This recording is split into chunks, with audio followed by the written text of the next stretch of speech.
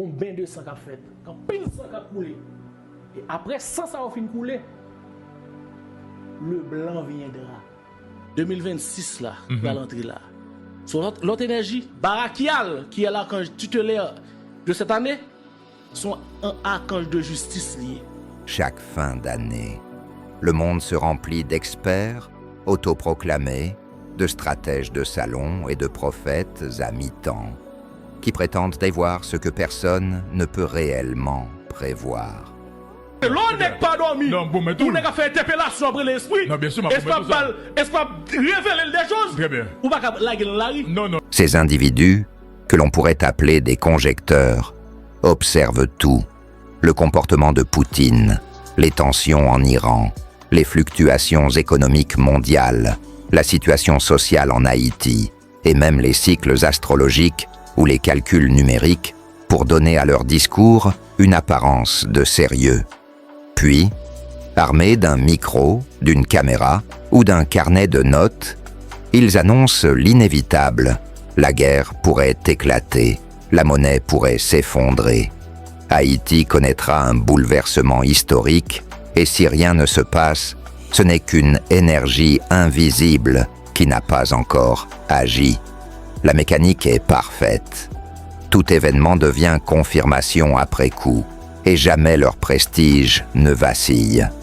Dans ce paysage, quelqu'un comme Lova Toussaint, qui prévoit à travers des conjectures mondiales et nationales, notamment pour Haïti, illustre l'archétype du prophète moderne. On membre d'un conseil présidentiel là, qui passe à l'Orient éternel. C'est gros déclaration fait là, oui.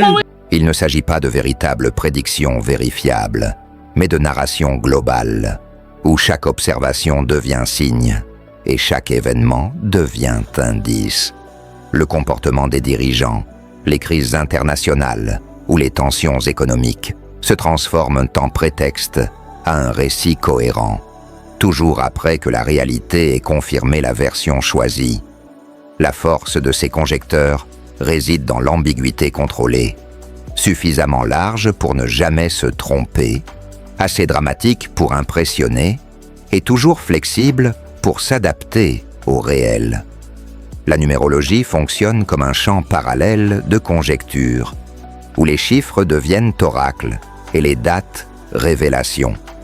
Pour 2026, certains calculs n'ont que 2 plus 0, plus 2 plus 6 égale 10. 1, annonçant une année de nouveau départ, de transformation et de renaissance collective. Les prédictions peuvent alors facilement se superposer. Un analyste économique prévoit des tensions mondiales, un médium prédit des changements de vie intenses, un astrologue annonce des opportunités pour certains signes, et le numérologue voit un symbole universel dans le simple chiffre 1.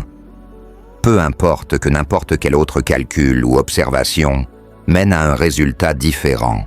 Ce qui compte, c'est la sensation de cohérence post hoc, l'illusion de méthode et de légitimité.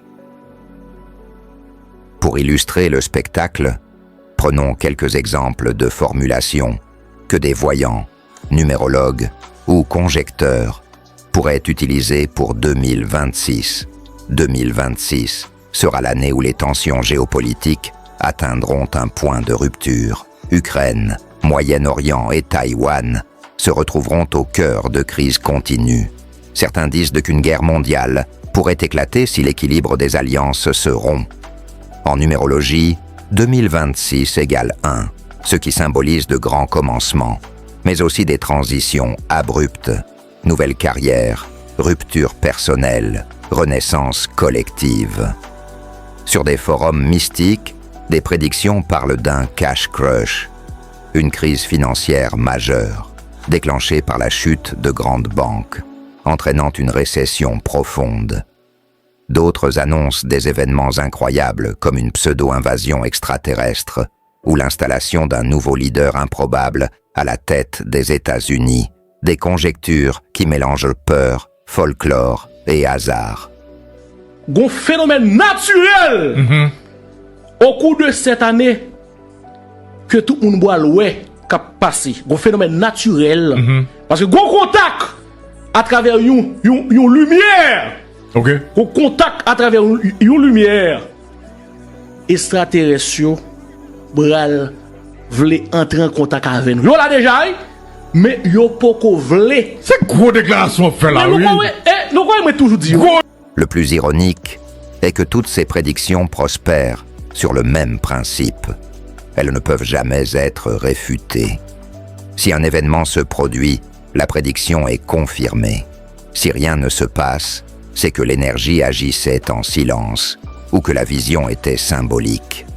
L'audience, fascinée ou effrayée, applaudit la performance, tandis que le conjecteur sourit, invulnérable, prêt à recommencer l'année suivante avec la même gravité et la même certitude. La satire se révèle lorsque l'on réalise qu'il s'agisse de chiffres, d'astrologie, de méditation mystique ou d'observation de la politique internationale, la méthode est toujours la même. Le futur n'est jamais prédit. Il est interprété pour qu'il corresponde à ce qui a déjà été annoncé.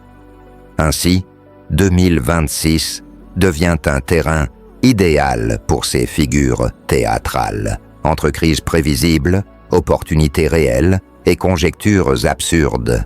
Les spectateurs assistent à un théâtre d'illusions, applaudissant chaque pronostic, qu'il se réalise ou non. Les conjecteurs modernes, qu'ils observent le comportement de Poutine, les tensions en Iran, l'économie mondiale, ou qu'ils calculent des chiffres ésotériques, fonctionnent selon une logique simple et brillante. Tout événement peut être intégré dans leur vision, et rien ne peut jamais les contredire. Les nombres sont leur pinceau, le monde est leur tableau noir, et nous, le public, sommes là, fascinés par la performance. En résumé, que ce soit à travers l'analyse politique, les tendances économiques, la numérologie ou la mystique, les conjecteurs de 2026 démontrent avec ironie que prédire le monde est moins une question de vérité que d'art dramatique, et que chaque fin d'année, le spectacle recommence inlassablement. Alors, voilà, chers spectateurs, vous avez maintenant tout vu, les conjecteurs, les numérologues, les médiums, et même ceux qui observent le moindre mouvement de Poutine, ou la moindre fluctuation du Bitcoin pour prédire l'apocalypse, ou la Renaissance. 2026 n'a jamais été aussi clair, et en même temps, jamais aussi flou. Si vous avez apprécié ce petit voyage dans le théâtre des prédictions, si vous avez souri, hoché la tête ou même légèrement douté de votre propre horoscope, alors vous savez ce qu'il vous reste à faire. Abonnez-vous, cliquez sur la cloche et laissez un like parce que oui, restez informés et gardez votre sens critique affûté. C'est aussi un acte de résistance contre les conjectures absurdes. Et surtout, dites-nous en commentaire, quelle prédiction vous a le plus fait rire, peur ou lever les yeux au ciel? Les meilleurs seront peut-être utilisés comme matière pour la vidéo de l'an prochain. Après tout, si les conjecteurs peuvent recommencer chaque année, pourquoi pas nous? Restez curieux, restez sceptiques. Et surtout, n'oubliez pas, la seule chose que vous pouvez vraiment prédire, c'est votre propre rire devant l'absurde.